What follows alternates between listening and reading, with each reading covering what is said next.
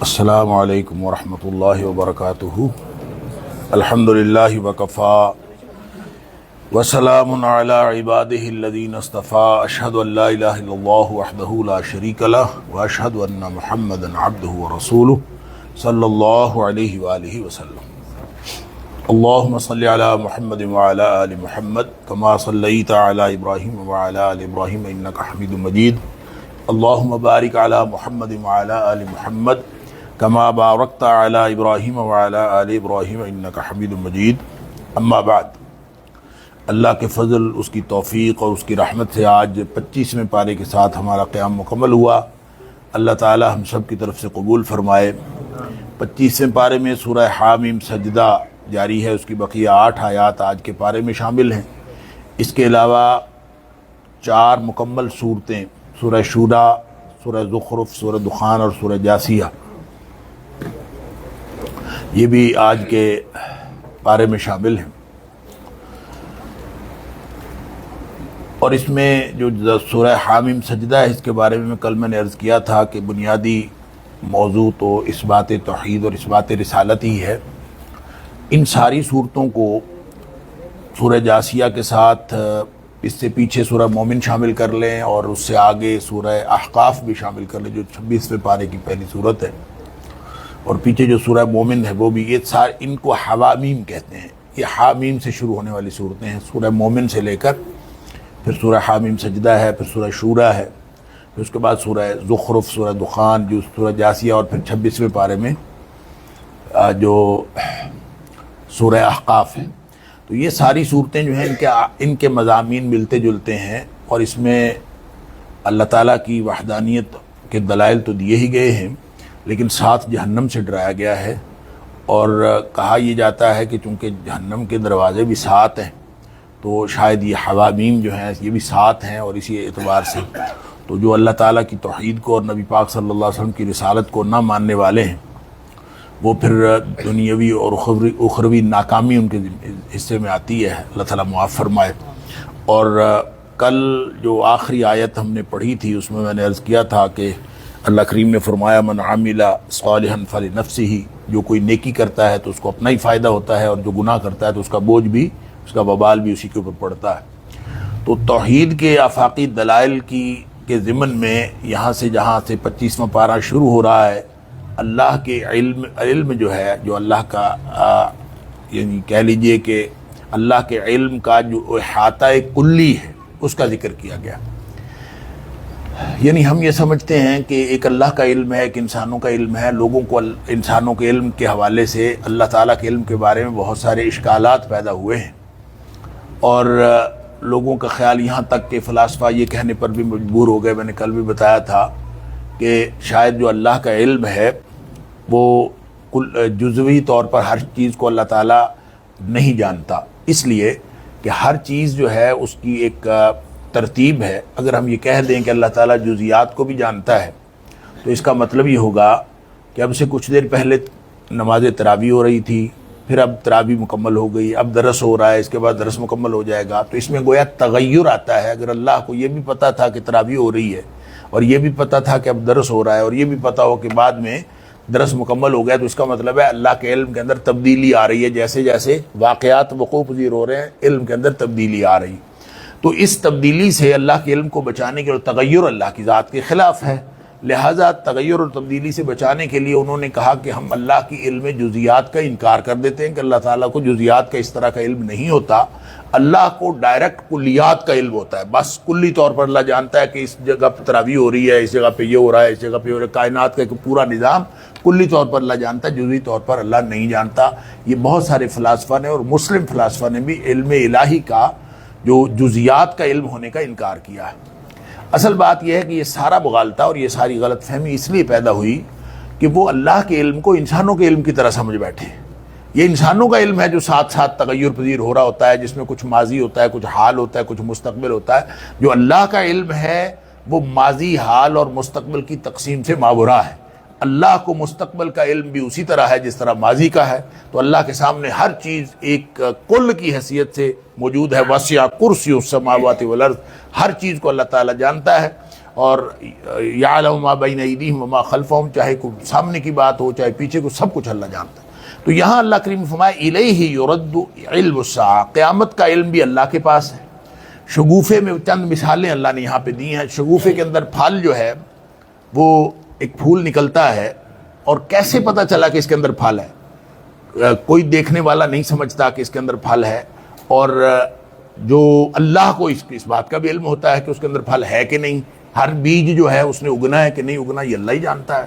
تو ہر چیز کا علم اللہ کے پاس ہے۔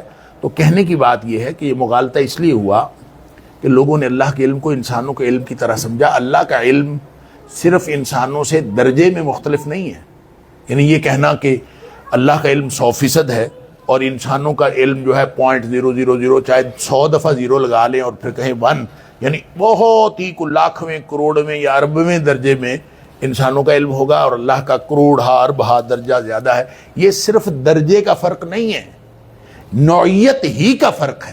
اللہ کا علم نوعیت کے اعتبار سے ہی انسانوں کے علم جیسا نہیں ہے۔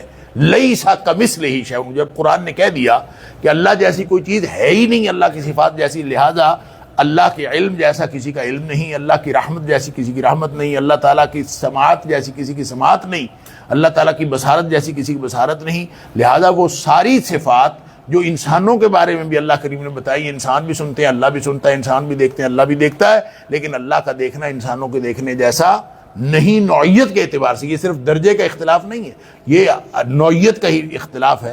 لہذا فرمایا رحم مادر میں بچہ، انسان تو کبھی بھی نہیں جان سکتا کہ رحم مادر میں بچہ جو ہے وہ اس کی کیا کیفیت ہے، اللہ ہی جانتا ہے۔ یہ جو آج کل الٹرا ساؤنڈ سے جو تھوڑا بہت لوگوں کو پتہ چل جاتا ہے، وہ چند چیزیں ہیں، باقی اس کی جو ساری تفصیلات ہیں وہ اللہ کے علاوہ کوئی نہیں جانتا۔ اسی طرح اس نے کب دنیا میں آنا ہے کب نہیں آنا یہ بھی اللہ کو معلوم ہے۔ اور فرمایا کہ مشرک جو ہیں وہ قیامت کا انکار کرتے ہیں اور قیامت کے دن شرک سے انکار کریں۔ اب قیامت کا انکار کرتے ہیں، پھر اللہ تعالیٰ نے آخر پہ فرمایا توحید کی جو نشانیاں ہیں یہ ویسے تو ساری کائنات میں موجود ہیں، اور میں نے پہلے بھی عرض کیا تھا کہ قرآن میں بھی نشانیاں ہیں۔ یہ قرآن جو ہم آیات پڑھتے ہیں یہ نشانیاں، ارد گرد پھیلی ہوئی کائنات میں بھی نشانیاں۔ اب کوئی شخص اگر کائنات کو ایکسپلور کرنا شروع کر دے، وہ سائنس ہو، سائنسدان ہو، یا کوئی وہ سوشل سائنٹسٹ ہو، سماجی رویے دیکھنے والا، یا فزسٹ ہو، طبی طور پر کائنات کو دیکھ رہا ہو، تو وہ کائنات سے تحقیق کرتے کرتے جس نتیجے پہ پہنچے گا، جب بھی کبھی کائنات کی نشانیوں کی حتمی تحقیق ہو جائے گی تو وہ قرآن کی دی ہوئی نشانیوں کے خلاف نہیں ہو سکتی، کیونکہ کائنات اللہ کی تخلیق ہے، یہ اللہ کا کلام ہے۔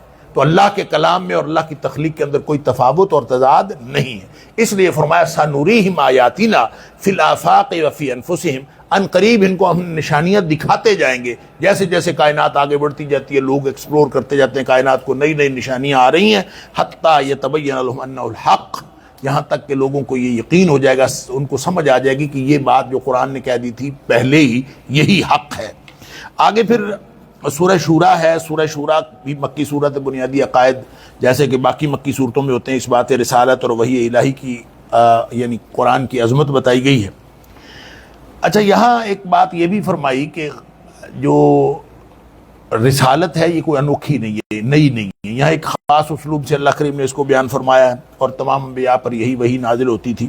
لیکن اس کا جو زمانہ نزول ہے سورہ شورا کا، یہ کہتے ہیں کہ بالکل یہ قریب ہجرت کے قریب نازل ہوئی ہے، 13 سن نبوی میں، یعنی نبوت کے 13ویں سال نازل ہوئی ہے۔ اس لیے وہ تمہید جو ہے کہ آگے ایک نیا جہان آباد ہونے والا ہے، ایک نئی رسالت آنے والی ہے، اور یہ والا سارا پیریڈ جو ہے یہ مکمل ہونے والا ہے، تو اس طرح کا ایک الوداعی خطاب بھی اس کے اندر محسوس ہوتا ہے۔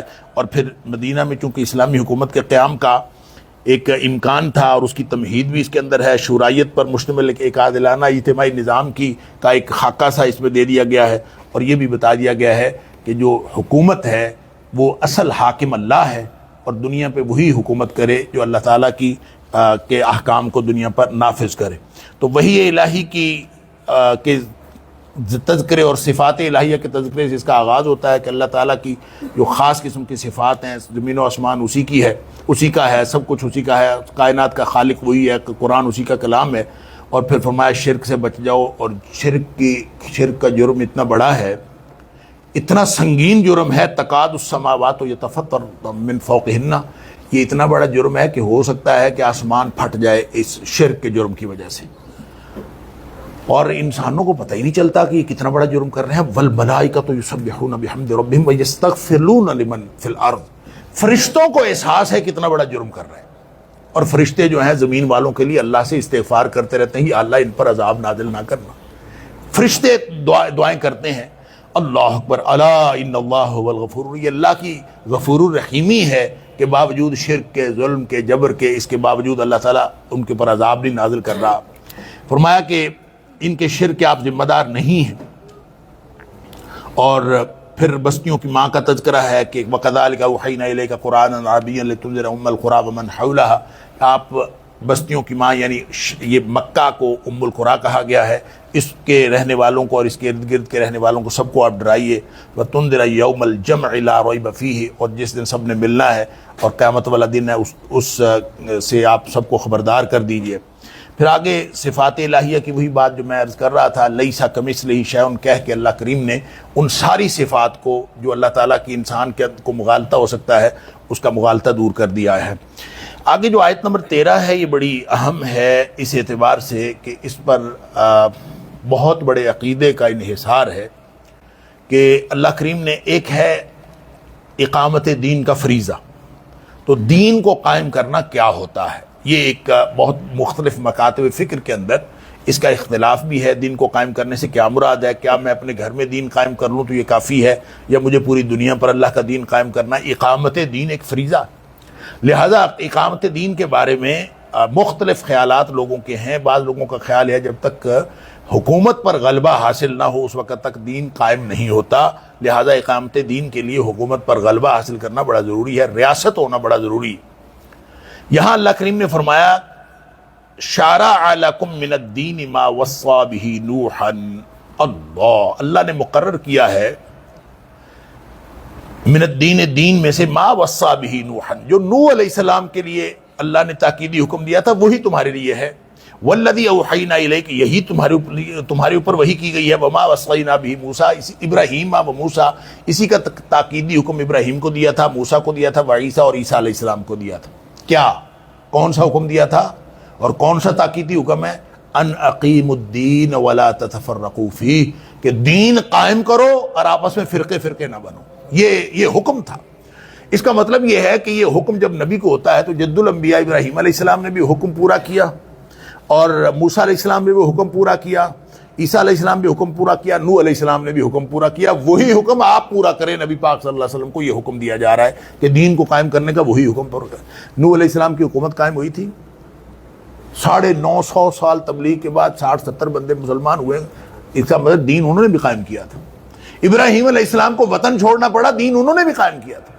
موسیٰ علیہ السلام کو جو ہے فرعون سے بھاگ کر وہ سمندر سے باہر پناہ لینی پڑی، دین انہوں نے بھی قائم کیا تھا۔ آگے یروشلم بھی نہیں جا سکے بلکہ وہاں میدان طی کے اندر موسیٰ علیہ السلام کا انتقال ہو گیا، اور اس کے بعد یوشع بن نون میں جا کے اسی طرح عیسیٰ علیہ السلام کو اس قدر دشمنی کی یہودیوں نے کہ بالآخر اللہ تعالیٰ نے ان کو زندہ آسمانوں پہ اٹھا لیا، دین انہوں نے بھی قائم کیا۔ اس کا مطلب یہ ہے کہ دین کو قائم کرنا، اقامت دین کا وہ مفہوم صحیح ہوگا جو ان سارے انبیاء کی سیرت سے پتہ چلتا ہے۔ لہذا وہ نبی اکرم صلی اللہ علیہ وسلم کو جب ہم دیکھتے ہیں تو آپ کو اللہ تعالیٰ نے مدینہ کی ریاست عطا فرما دی۔ اس کا مطلب یہ ہے کہ کسی کو جتنا زیادہ ایریا آف جورسڈکشن اس کا ہوگا، اس کے اوپر اللہ کا دین نافذ کرنا ہے۔ آپ کے پاس آپ کا گھر ہے، آپ نے گھر کے اوپر دین نافذ کرنا ہے۔ آپ کسی ادارے کے مالک، آپ کو ادارے میں دین نافذ کرنا ہے۔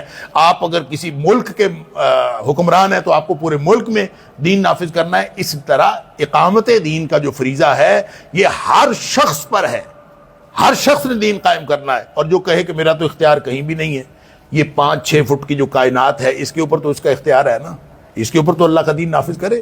اگر اس کے اوپر اللہ کا دین نافذ کر لے گا، اس نیت سے دین نافذ کر لے گا کہ میرے اوپر اللہ نے دین کا نفاذ اور اقامت دین فرض کی ہوئی ہے، تو میں اگر اس نیت سے، اس کوشش سے صرف اپنی اصلاح بھی کر لوں، اگر میرا اختیار صرف اپنے آپ پر ہے تو انشاءاللہ اللہ تعالیٰ وہ اجر دے دے گا کہ آپ نے پوری کائنات کے اوپر اللہ کا دین غالب کر دیا۔ اس لیے ان اقیم الدین کا فرمایا کہ خبر علی المشرکین ما تدعوہم الیہ، یہ مشرکوں کے اوپر بڑا مشکل لگتا ہے، مشرکوں کو بڑی بات مشکل لگتی ہے کہ وہ اپنے اوپر اللہ کا حکم نافذ کریں، پھر ارد گرد کے ماحول پہ کریں، پھر اس کے پیچھے اللہ۔ بہرحال جو لوگ فرقہ واریت کرتے ہیں یہ اللہ کے دین کو قائم کرنے کے خلاف، آپس میں گروہ گروہ نہ بنو، اور وہ الگ میں الگ ہر ایک کو۔ اور فرقہ واریت ہے کیا؟ ان تعین قومک علی الظلم، ایک حدیث میں آتا ہے کہ پوچھا گیا کہ فرقہ واریت یا عصبیت کیا ہے؟ عصبیت یہ ہے کہ آپ یعنی نام رکھنے سے فرقہ نہیں بنتا، فرقہ بنتا ہے کہ آپ ظلم پر بھی اپنے گروہ کی حمایت کریں، چاہے گناہ گار ہے تو مارا ہے، جیسے یہ سیاسی لوگ نہیں کہتے کہ جیسا بھی ہے ہمارے گروہ کا، ہمارے جتھے کا، یہ اصل فرقہ واریت ہے۔ لہٰذا یہ مذہبی فرقہ واریت ہو یا سیاسی فرقہ واریت ہو، یہ ہر طرح کی گروہ بندی کہ یہ ہمارا ہے اور یہ ان کا ہے، حق سچ کا فیصلہ اس بنیاد پر نہ ہو رہا ہو کہ کون حق اور سچ پر ہے، بلکہ اس بنیاد پر ہو کون ہمارا اور کون ان کا، یہ فرقہ واریت ہے۔ اس کے لیے میں ایک مثال پہلے بھی دی تھی، میں پھر عرض کر دیتا ہوں۔ نبی پاک صلی اللہ علیہ وسلم غزوہ بنی مستلق سے واپس آ رہے تھے، ایک مہاجر اور انصاری کی لڑائی ہو گئی۔ حالانکہ مہاجر اور انصار یہ ایسے پاکیزہ گروہ ہیں کہ اللہ نے قرآن میں ان کو انڈورس کیا ہے، اور مہاجر ہونا اور انصاری ہونا دونوں ہی فضیلت کی باتیں ہیں۔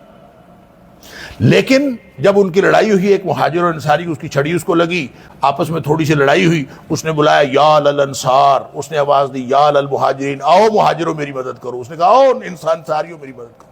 گویا سچا کون ہے، جھوٹا کون ہے، ظالم کون ہے، مظلوم کون ہے، یہ نہیں، مہاجروں میں مہاجر ہوں آؤ میری مدد کرو، اور انصاریوں میں انصاری ہوں آؤ میری مدد کرو۔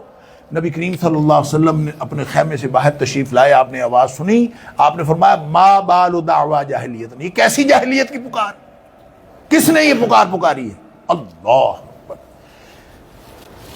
حدیث میں آتا ہے فَسَمَّاهُ اللَّهُ نَبِيَّهُ، وہ جو انہوں نے یا للانصار اور یا للمہاجرین کہا تھا، اللہ نے نبی پاک صلی اللہ علیہ وسلم کو سنوا دیا تاکہ ہمیں مسئلہ پتہ چل جائے۔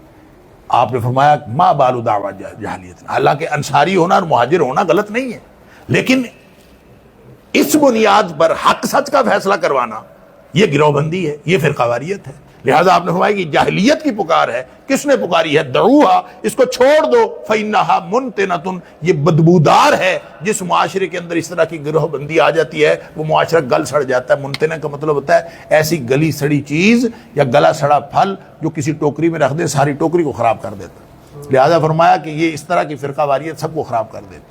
نام اگر کسی نے رکھ لیا تو اس میں کوئی حرج نہیں ہے، لیکن جب تک آپ دیکھیں قرآن میں فرقہ واریت کی جڑ کاٹنے کے لیے وہ سورہ مائدہ کے آغاز میں نے عرض کیا تھا کہ زبردست بات ہے کہ وَتَعَاوَنُوا عَلَى الْبِرِّ وَالتَّقْوَىٰ وَلَا تَعَاوَنُوا عَلَى الْإِثْمِ وَالْعُدْوَانِ، نیکی اور تقوی کا کام کوئی دوسرے گروپ کا بندہ بھی کر رہا ہو تو اس کے ساتھ تعاون کرو، اور گناہ اور زیادتی کا کام اپنے گروپ کو کبھی کر رہا ہو تو اس کے ساتھ تعاون نہ کرو۔ یہ طریقہ اختیار کرو، انشاءاللہ فرقہ واریت کی جڑ خود کٹ جائے گی۔ آگے نبی پاک صلی اللہ علیہ وسلم کو تسلی اور صبر و استقامت کا حکم ہے کہ دعوت دین جاری رکھیں مستقل مزاجی سے، اور ان کی خواہشات کی پیروی نہ کریں، اپنے ایمان کا اعلان بھی کریں اور عدل و انصاف کا قیام بھی کریں۔ تمہارا رب جو ہے وہ اللہ ہے، ہمارا بھی تمہارا بھی سب کا رب اللہ ہے۔ آپ آگے فرمایا قیامت کی جلدی میں چاہتے ہیں کہ قیامت کی جلدی بے ایمان لوگ بچاتے ہیں۔ بے ایمانوں کو ہوتا ہے کب آنے گی قیامت، کب؟ وَيَقُولُونَ مَتَىٰ هَٰذَا الْوَعْدُ إِن كُنتُمْ صَادِقِينَ۔ جو نیک لوگ ہوتے ہیں نا اور مومنین ہوتے ہیں، اللہ اکبر، وَالَّذِينَ آمَنُوا مُشْفِقُونَ مِنْهَا، جو نیک لوگ ہیں وہ تو ڈرتے ہیں کہیں قیامت نہ آ جائے، وہ قیامت سے ڈرتے ہیں۔ اور جو بے ایمان ہوتے ہیں یستعجل بها الذین لا یؤمنون بها، جو ایمان نہیں رکھتے وہ جلدی میں چاہتے ہیں، والذین آمنوا مشفقون منها، اور وہ ڈرتے ہیں۔ اللہ تعالی ہم سب کو ایمان ساتھی کرے، اور دنیا میں بھی اور آخرت میں بھی۔ پھر فرمایا آخرت ترجیح ہونی چاہیے، دنیا ایک دنیا بھی ہے آخرت بھی ہے، ترجیح جو ہے نا وہ آخرت کو ہونی چاہیے۔ من کان یرید حرث الآخرۃ نزد له فی حرثہ ومن کان یرید حرث الدنیا نؤتیہ منها۔ اگر کوئی شخص صرف دنیا چاہتا ہے دنیا ہم اس کو دے دیتے ہیں، لیکن اس کی آخرت تباہ ہو جاتی ہے۔ تو جس نے دنیا مانگنی ہو نا پہلے آخرت مانگے پھر دنیا مانگے، دنیا بھی مانگے آخرت بھی مانگے۔ نبی پاک صلی اللہ علیہ وسلم نے فرمایا جوتی کا تسمہ بھی ٹوٹ جائے تو اللہ سے مانگو، تو مانگنا تو اللہ سے ہی ہے، پیسے بھی چاہیے تو اللہ سے ہی مانگنے ہیں، لیکن آخرت کو اپنے پروگرام سے، اپنے مائنڈ سیٹ سے، اپنے سسٹم سے خارج نہیں کرنا، صرف دنیا پر فوکس نہیں کرنا۔ آگے پھر مشرکین کے بارے میں فرمایا کہ ان کی خود ساختہ شریعت ہے، ام لہم شرکاء شرعوا لہم من الدین، کہ انہوں نے خود ہی معبودان باطل بنائے ہوئے، انہوں نے خود اپنی شریعت گھڑی ہوئی ہے۔ اللہ ما لم یاذن بہ اللہ، اس کا اللہ نے حکم نہیں دیا۔ آگے پھر توحید کی نشانیاں ہیں، اور پھر نبی پاک صلی اللہ علیہ وآلہ وسلم کے بارے میں جو مختلف قسم کو اعتراضات کرتے تو اس کا جواب بھی ہے۔ اور پھر فرمایا کہ لوگوں کی کرتوتیں ان کے لیے مصیبتیں کھڑی کرتی ہیں، وما اصابکم من مصیبت فبما کسبت ایدیکم ویعفو عن کثیر، تمہیں جتنی بھی برائیاں تمہیں پہنچ رہی ہوتی ہیں تمہارے اپنے ہاتھوں کی کرتوتوں سے پہنچ رہی ہوتی ہیں، اور اگر ویسے بھی اللہ تعالیٰ تو بہت کچھ معاف کر دیتا ہے، اگر معاف نہ کرے تو تمہارے لیے اور زیادہ مصیبتیں کھڑی ہوں۔ پھر کشتی کی نشانی ہے، اگر وہ ساکن ہو جائے، ہوا رک جائے تو کون لے کے جائے گا، غرقاب ہو جائے تو کون اس کو واپس لائے گا۔ سب جانتے ہیں کہ اللہ کے علاوہ کوئی جائے فرار نہیں۔ آگے اہل ایمان کے اوصاف بتائے گئے ہیں آیت نمبر 37 سے 43 تک، کہ اہل ایمان کے اوصاف میں سے اللہ پر توکل ہے، بڑے گناہوں سے پرہیز کرتے ہیں، بے حیائی سے اجتناب کرتے ہیں، غصہ آئے تو معاف کر دیتے ہیں۔ اللہ اکبر، وَإِذَا مَا غَضِبُوا هُمْ يَغْفِرُونَ، اور رب کا حکم مانتے ہیں، نماز قائم کرتے ہیں، مشورے سے معاملات چلاتے ہیں، اللہ کے دیے ہوئے میں سے خرچ کرتے ہیں، ظلم کا بدلہ لے لیتے ہیں۔ جزاء سیئۃ سیئۃ مثلھا، کہ کوئی ظلم کا بدلہ، یہ کل پرسوں بات ہوئی تھی کہ ظلم کا بدلہ لے لیتے ہیں، لیکن یہ جائز ہے ظلم کا بدلہ لینا، یہ محمود اور مطلوب نہیں ہے۔ جو معاف کر دے فمن عفا واصلح فاجرہ علی اللہ، جو معاف کر دے اس کا تو اجر ہی بڑا ہے، صبر کر لے اور معاف کر لے اس کا زیادہ اجر ہے۔ آگے مشرکین و کافرین کا انجام ہے، اور فرمایا کہ بادشاہت اسی کی، سب کچھ اسی کے ہاتھ میں ہے۔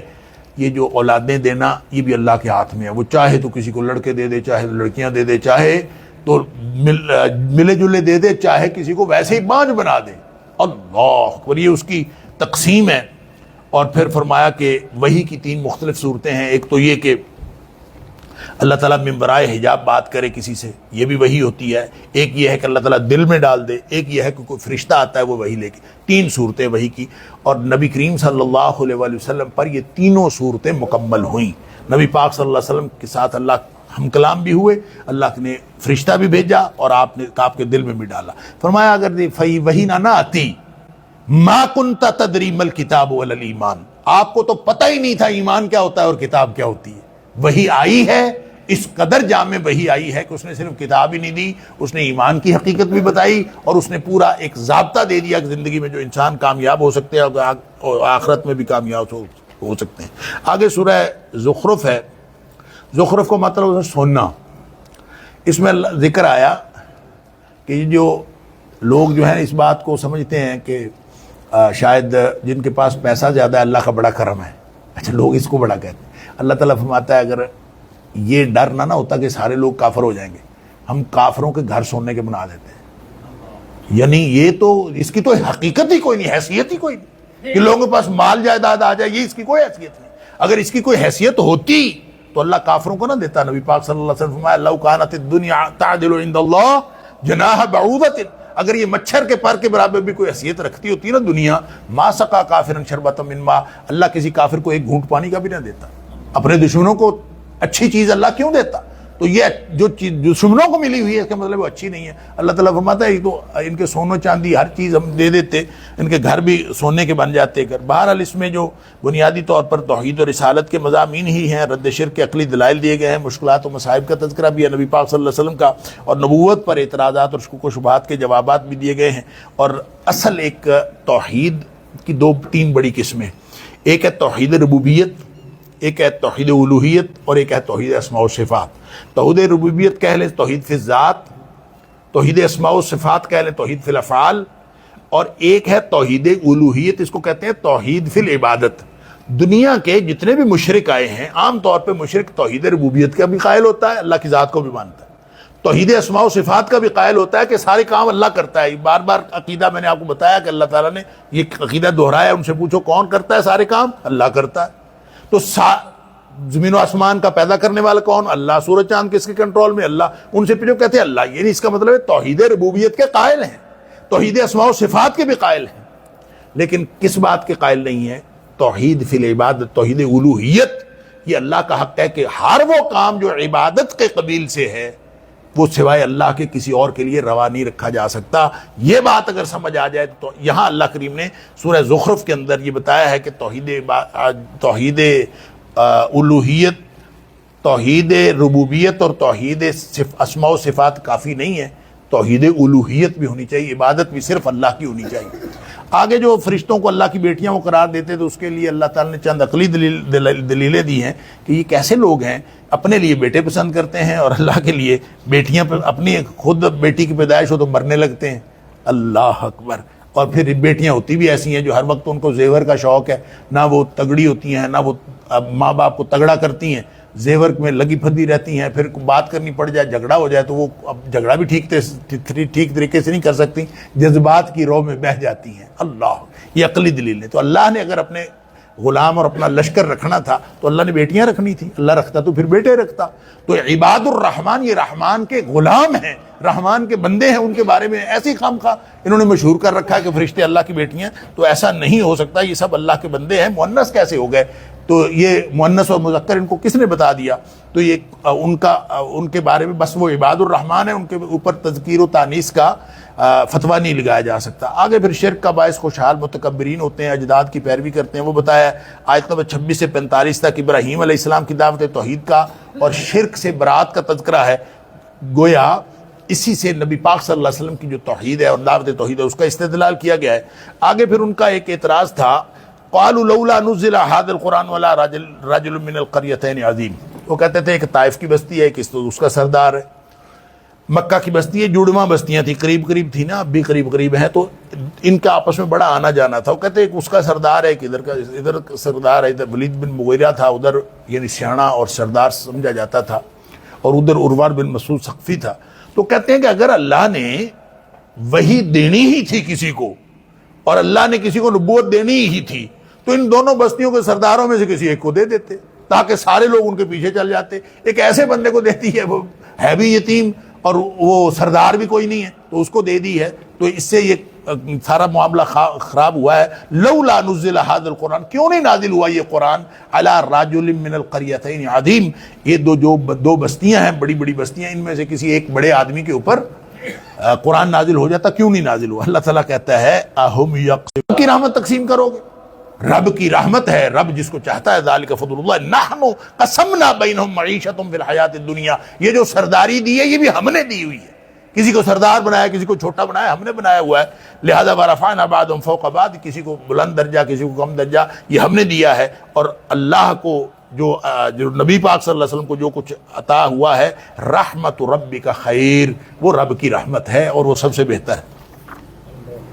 آگے پھر فرمایا وحی الہی سے جو اندھا تغافل کرتا ہے، وَمَن يَعْشُ عَن ذِكْرِ الرَّحْمَنِ، اللہ کی باتیں سن کر وحی کا منکر ہو، اللہ کے قرآن کا کوئی حکم ہو یا نبی پاک صلی اللہ علیہ وسلم کا، کیونکہ نبی کریم صلی اللہ علیہ وسلم کی کسی بات کا انکار کرنا بھی ایسے ہی ہے جیسے وحی کا انکار کرنا، کیونکہ نبی پاک صلی اللہ علیہ وسلم کے بارے میں قرآن نے کہا ہے کہ وما آتاکم الرسول فخذوہ ما نہاکم عنہ فانتہوا، جو اللہ کے رسول تمہیں دے دیں وہ لے لیں اور جس سے منع کرے اسے رک جاؤ۔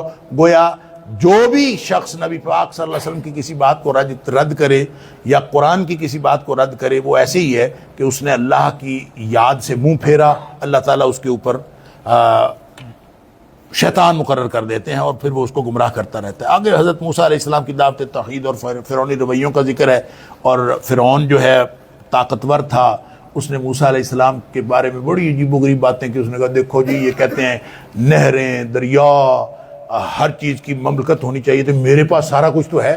یہ کہتے ہیں کہ ان کو جنت ملے گی، اس میں نہریں دریا ہوں گے، تو کہتے ہیں میرے پاس ہے، یہ تو وعدہ کرتے ہیں نا کہ ان کے پاس نہر دریا والی جنت ہو، میرے پاس نہریں بھی ہیں، میرے پاس دریا بھی ہیں، میرے پاس باغات بھی ہیں، میرے پاس سب کچھ ہے، اور میں ایک ایسے بندے کی بات مان لوں۔ وہ کہتے ہیں نادا فرعون فی قومی قال یا قومی الیس لی ملک مصر، میرے لیے مصر کی بادشاہت نہیں ہے، وہذہ الانہار تجری من تحتی، میرے نیچے نہریں بھی جاری ہیں، دریا بھی چل رہے ہیں، تو اور کیا چاہیے، محلات بھی ہیں، نہریں بھی جاری ہیں، تو جس کا وعدہ موسیٰ علیہ السلام کر رہے ہیں میرے پاس تو ہے سب کچھ۔ اللہ افلا تبصرون، دیکھو تو صحیح، ہر چیز تو میرے پاس ہے۔ ام انا خیر من ھذا الذی ھو مہین ولا یکاد یبین، بکواس کرتا ہے کہ موسیٰ علیہ السلام تو بات بھی ٹھیک نہیں کر سکتے، میں اتنا بڑا خطیب ہوں، اور ان کی تو بات بھی درست، ان کی بات لکنت تھی نا زبان میں۔ تو یہ تو بات بھی ٹھیک نہیں کر سکتا. اور فرمایا کہ ہے بھی کمزور سا، نہ اس کے پاس طاقت، نہ اس کے پاس جتھا، نہ کچھ. اللہ اکبر. تو اس کے پاس اگر یہ طاقتور ہو تو اس کو تو سونے چاندی کے کنگن پہنائے جاتے. فاستخف قومہ فاتاہ، اللہ تعالیٰ فرماتا ہے کہ اس طرح اس نے اپنی قوم کو قائل کر لیا، یعنی یہ باتیں بتا بتا کے اس نے اپنی قوم کو قائل کر لیا. اللہ اکبر. انہم قانوا قوما فاسقین، یہ سب کے سب نافرمان اور گناہ گار لوگ تھے. بالآخر پھر اللہ تعالیٰ نے ان کے اوپر جب عذاب آیا، فلما آسفونا، جب پھر انہوں نے ہمیں غصہ دلایا نا، یعنی اللہ کو پھر غصہ آ جاتا ہے. نبیوں کو غصہ آئے یا نہ آئے، اپنے بندوں کی بے حرمتی ہوتے دیکھ کر اللہ کو غصہ آ جاتا ہے. فرمایا جب ہمیں پھر غصہ آیا، انتقمنا، پھر ہم نے اس کا انتقام لیا. اللہ اکبر. ان سے پھر انتقمنا منہم فاغرقناہم اجمعین، سب کو ہم نے غرق کر دیا. یہ پھر اللہ کا غصہ تھا. آگے پھر حضرت عیسیٰ علیہ السلام کا تذکرہ ہے، پھر قیامت کا تذکرہ، پھر متقین اور اہل ایمان کا انجام ہے کہ ان کو پاک بیویاں ملیں گی اور دائمی خوشی اور انعام ہوگا، گھومتے تھال ہوں گے، چھلکتے ہوئے جام ہوں گے، ہر وہ چیز جو چاہیں گے اللہ تعالیٰ عطا فرما دے گا. اور لذت بصر کے لیے بھی ہر قسم کے میوے بھی ہوں گے اور ہمیشگی ہوگی. اللہ تعالیٰ ہم سب کو جنت الفردوس عطا فرمائے. آگے پھر سورہ دخان ہے. سورہ دخان بھی مکی صورت، اور میں نے عرض کیا توحید و آخرت اور ماننے والوں کے لیے سزا جزا اور نہ ماننے والوں کے لیے سزا، ہلاکت دنیا اور دوزخ کا تذکرہ. اس میں بھی یہ بھی حامیم سے شروع ہوتی ہے، عظمت قرآن سے اس کی ابتدا ہوتی ہے. یہاں پہ ایک انا انزلناہ فی لیلۃ مبارکہ اللہ نے فرمایا، ساتھ فرمایا فیہا یفرق کل امر حکیم، کہ ہم نے قرآن کو لیلہ مبارکہ میں نازل کیا اور اس رات ہر اہم کام کا فیصلہ ہوتا ہے. اس کو بعض لوگوں نے بعض ضعیف احادیث کو بنیاد بنا کے یہ سمجھا ہے کہ یہ شاید نصف شعبان کی رات ہے، اس رات فیصلے ہوتے ہیں. تو اس کے لیے بعض، یعنی میں نے عرض کیا کافی ساری ضعیف روایات ہیں جن میں سے ایک بھی حدیث صحیح نہیں ہے کہ یہ نصف شعبان کی رات ہے. ان احادیث کی طرف تو توجہ آدمی اس وقت کرے اگر قرآن اپنی تفسیر خود نہ کر رہا ہو. تفسیر کا سب سے پہلا اصول یہ ہوتا ہے کہ القرآن یفسر بعضہ بعضا، قرآن جو ہے وہ اپنا ایک حصے کی تشریح خود کر دیتا ہے کسی دوسری جگہ. تو قرآن نے کہا کہ شہر رمضان الذی انزل فیہ القرآن، جس رات قرآن نازل ہوا ہے نا وہ رات رمضان میں ہے، وہ شعبان میں نہیں ہے. مسئلہ حل ہو گیا، وہ شعبان کی ہے ہی نہیں. پھر وہ کون سی ہے؟ فرمایا انا انزلناہ فی لیلۃ القدر، وہ وہی ہے جو ہم نے اس کو لیلۃ القدر میں نازل کیا. یہاں فرمایا لیلہ مبارکہ میں نازل کیا. اس کا مطلب ہے لیلہ مبارکہ اور لیلۃ القدر ایک ہی چیز ہے. رہ گئی یہ بات فیہا یفرق کل امر حکیم کہ ہر اس رات ہر اہم کام کا فیصلہ ہوتا ہے. تو وہاں بھی فرما دیا تنزل الملائکۃ والروح فیہا باذن ربہم من کل امر، اپنے رب کے حکم سے فرشتے ہر اہم کام کا فیصلہ لے کے نازل ہوتے ہیں زمین پہ. تو اس کا مطلب یہ ہوا کہ جو لیلہ مبارکہ ہے وہی لیلۃ القدر ہے، اور وہ جو بعض ضعیف حدیث کا سہارا لے کر اس کو نصف شعبان کی رات ثابت کرنا یہ درست نہیں ہے. قرآن نے خود اپنی بات بتا دی. دخان جو ہے نا، دخان مبین قرآن نے کہا ہے. تو اس کے بارے میں 3 مفاہیم ہیں. بعض لوگوں نے کہا کہ قحط پڑا تھا نبی پاک صلی اللہ علیہ وسلم کی بددعا سے مکے میں، اور پھر لوگ جو بھوک کی وجہ سے اس کیفیت یہ ہو گئی تھی کہ وہ ہر چیز دھندلی نظر آنی شروع ہو گئی تھی، یہ اس دھوئیں کا ذکر ہے. بعض نے کہا کہ نہیں، یہ اس کا مطلب یہ نہیں ہے، بلکہ یہ فتح مکہ کے دن کو نظر آیا تھا دھواں، اس سے وہ مراد ہے. اور بعض کا خیال یہ ہے کہ یہ قیامت کی نشانی ہے اور قرب قیامت. اور صحیح احادیث کے اندر آیا کہ قیامت کے قریب جو بڑی نشانیاں ہیں اس میں دھواں بھی ہے، اس میں دجال بھی ہے، اس میں دابہ بھی ہے، اس میں سورج کا مشرق کی بجائے مغرب سے نکلنا. یہ ساری چیزیں جو ہیں یہ بڑی نشانیاں قیامت کی. تو گویا وہ دھواں قیامت کے قریب آئے گا، یہی بات زیادہ درست ہے ان 3 جو تشریحات میں سے. پھر آگے فرمایا مختلف اقوام کی جب ہلاکت ہوئی تو نہ آسمان رویا نہ زمین پہ کچھ ہوا، کچھ نہیں ہوتا. اللہ اکبر. فما بقت علیہم السماء، نہ اس پہ آسمان رویا، والارض، نہ زمین روئی، وما کانوا منذرین، نہ کسی کو مہلت ملی. جب عذاب آتا ہے تو کسی کو کچھ نہیں ہوتا، بس وہ رگڑے جانے والے رگڑے جاتے ہیں، باقی سارے زندگی کا زمین کا نظام اسی طرح سے چل رہا ہوتا ہے. آگے اہل جہنم کی تواضع کا ذکر آیت نمبر 43 سے 50 تک. اللہ اکبر. شجر زقوم، تھوہر کانٹے دار ہوگا. اللہ اکبر. پگھلے ہوئے تانبے کی مانند ہوگا اور دھکیل کر ان کو جہنم میں پھینک دیا جائے گا. اللہ اکبر.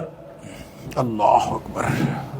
اور کہا پتہ کیا جائے گا؟ ذق انک انت العزیز الرحیم. دنیا میں تو بڑا بنا پھرتا تھا عزت والا، یہ چکھو، یہ اللہ کا عذاب ہے. اللہ اکبر. اللہ تعالیٰ معاف فرمائے. آگے متقین کی جزا کی بات ہے، آیت نمبر 51 سے 57 تک۔ امن والی جگہ پہ ہوں گے سارے متقین، باغات و چشمے ہوں گے، ریشم کے لباس، آمنے سامنے تخت لگائے بیٹھے ہوں گے، ساتھ ان کی بیویاں موٹی آنکھوں والی حوریں، طرح طرح کے پھل اور ہمیشگی کی زندگی۔ فرمایا لا یذوقون فیہا الموت الا الموتۃ الاولی، وہاں موت نہیں آئے گی، وہاں جو ایک دفعہ وہ ہمیشگی کی زندگی وہ ہمیشہ ہی رہے گی۔ موت کو تو نبی پاک صلی اللہ علیہ وسلم فرمایا حشر کے میدان میں ایک مینڈے کی شکل میں لا کے ذبح کر دیا جائے گا اور بتا دیا جائے گا بس آج کے بعد موت ختم، پھر موت نہیں آنی، جو جہنم میں چلے گا وہ ادھر ہمیشہ رہیں گے اور جو جنتی جنت میں رہیں گے۔ فرمایا فضلا من ربک، یہ سارا جو جنت ملے گی یہ اللہ کے فضل سے ملے گی، اللہ کی رحمت سے ملنی ہے۔ جیسے نبی کریم صلی اللہ علیہ وسلم فرمایا سددوا وقاربوا، عمل تو کرتے رہا کرو، واعلموا، لیکن ایک بات یاد رکھا کرو عمل کرتے وقت، لن يدخل احدکم عملہ الجنہ، کسی کو اس کا عمل جنت میں نہیں لے جا سکتا۔ اللہ کے رسول صلی اللہ علیہ وسلم آپ کو بھی نہیں، فرمایا مجھے بھی نہیں، الا ان یتغمدنی اللہ برحمت وفضل، ہاں اللہ کی رحمت اور اللہ کا فضل مجھے اپنی لپیٹ میں لے لے تو میں جنت میں جا سکتا ہوں۔ گویا ہر شخص نے جنت میں جانا ہے اللہ کی رحمت اور اللہ کے فضل، فضلا من ربک ذالک هو الفوز العظیم، یہی سب سے بڑی کامیابی ہے۔ آگے سورہ جاسیہ ہے، یہ آج کے پارے کی آخری صورت، اس میں بھی مکی صورت میں نے پہلے بھی عرض کیا، یہ بھی حامیم سے شروع ہوتی ہے، توحید و آخرت اور دخان کی طرح کے، سورہ دخان کی طرح کے مضامین ہیں، اور کفار کے شبہات کا جواب بھی ہے، اس میں دھمکی بھی دی گئی ہے اور بتایا گیا کہ دنیا پرستی چھوڑ کر آخرت کو مان لو۔ 3 گروہوں کا تذکرہ ہے۔ ایک گروہ، پہلا گروہ وہ ہے جو گناہگار تو ہیں ہی، یعنی کہہ لیجیے گناہگاروں کے 3 گروہ ہیں اہل جہنم کے۔ ایک گروہ وہ ہے جو سخت جھوٹے اور اڑیل ہے، بدمعاش قسم کے لوگ، فرعون قسم کے لوگ، اور متکبر ہوتے ہیں اور دوسروں کا استہزاء کرنے والے، اہل ایمان کا استہزاء کرنے والے، جہنم ان کے انتظار میں رہتی ہے، وَمِن وَرَائِهِمْ جہنم، ان کے انتظار میں جہنم رہتی ہے، کب یہ جہنم میں آئیں، اللہ اکبر۔ اور اسی طرح جو دوسرا گروہ ہی اہل کتاب کا ہے، ان کو حالانکہ کتاب بھی ملی، نبوت بھی ان کو سمجھ ہے، اور اس کے باوجود یہ ضد اور حسد کے سبب یہ نبی پاک صلی اللہ علیہ وسلم کا انکار کیا، یہ بھی جہنم میں جائے۔ تیسرا گروہ جو آیت نمبر 23 سے 25 تک اللہ تعالیٰ نے فرمایا نفس کے پجاری، جن کو نہ تو کتاب کی سمجھ ہے، نہ یہ سخت اڑیل ہیں، صرف اپنے دل کے پیچھے زندگی گزار رہے ہیں۔ اللہ اکبر۔ افرأیت من اتخذ الہہ ہوا، کیا تم نے ایسا شخص دیکھا ہے جس نے اپنی خواہش نفس کو اپنا معبود بنایا ہوا ہے، جو دل کرتا ہے وہ کر لیتا ہے، میرا جسم میری مرضی، جو مزاج یار میں آئے، ادھر بیٹھو ادھر بیٹھو، کھاؤ پیو زندگی گزار لو۔ فرمایا یہ دہریے ہیں، انہوں نے کائنات کے نظام کو سمجھا ہی نہیں، وہ کہتے ہیں نموت و نحیا، یہ بس موت ہے، زندگی ہے، اور وما یہلکنا الا الدہر، اس کے علاوہ کچھ ہے ہی نہیں۔ اللہ تعالیٰ معاف فرمائے یہ بھی جہنمی ہیں۔ آگے پھر آیت نمبر 26 سے 35 تک قیامت کا حوال اور مجرمین کا انجام، اور یہاں فرمایا ہے کہ قیامت کے والے دن ہر امت جو ہے وہ گھٹنوں کے بل آئے گی، جاسیہ کا معنی گھٹنوں کے بل، ہر امت گھٹنے کے بل ہوگی، ساتھ اس کا ریکارڈ ہوگا۔ اللہ اکبر۔ اور پھر فرمایا کہ آج تم نے قیامت کو بھلایا ہے اور قیامت کا تمہیں یقین نہیں، اس دن ہم تمہیں بھلا دیں گے۔ اللہ تعالیٰ معاف فرمائے۔ قابل تعریف اور اصل خالق و مالک ہے، جو زمین و آسمان اور جہانوں کا رب ہے۔ وَلَهُ الْكِبْرِيَاءُ فِي السَّمَاوَاتِ وَالْأَرْضِ، ساری کبریائی اسی کی ہے، بڑائی اسی کے لائق شان ہے۔ وَهُوَ الْعَزِيزُ الْحَكِيمُ، ہر طرح کا غلبے والا اور حکمتوں والا رب ہے۔ اللہ تعالیٰ مجھے اور آپ کو ہم سب کو قرآن سمجھنے اور عمل کرنے کی توفیق عطا فرمائے۔ وآخر دعوانا الحمد للہ رب العالمین۔